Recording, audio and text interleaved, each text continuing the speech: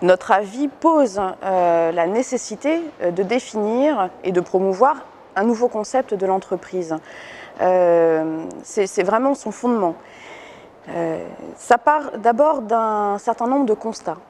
D'une part, lorsque l'on parle de l'entreprise, à la fois dans la société civile, mais également entre acteurs même de l'entreprise, finalement, on se rend compte qu'on confond bien souvent le terme d'entreprise avec le terme de société, c'est-à-dire entité juridique au sens vraiment propre du terme.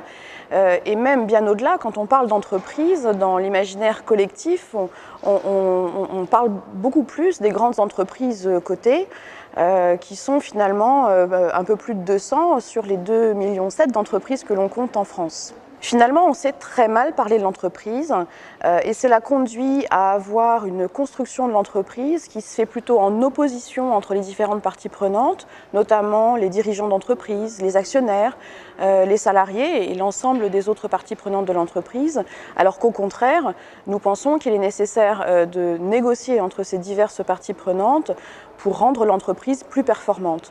Donc la définition de ce concept de l'entreprise comme d'une communauté dont la mission est de développer des capacités innovantes, des capacités de création de nouvelles valeurs ajoutées, est fondamentale pour la performance de l'entreprise. Nous appelons notamment à de nouvelles solidarités entre les parties prenantes, essentiellement entre les dirigeants, les salariés, les actionnaires.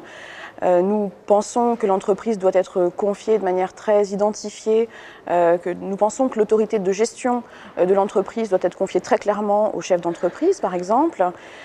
Et comme il y a deux manières de faire progresser les choses dans la culture ou dans l'idée commune de notre société, c'est-à-dire d'une part la loi et d'autre part la formation, nous mettons en avant la nécessité d'une part de définir un nouveau droit pour l'entreprise qui reconnaisse justement ce concept et de promouvoir très largement l'entreprise sous cette acception dans l'enseignement scolaire et universitaire.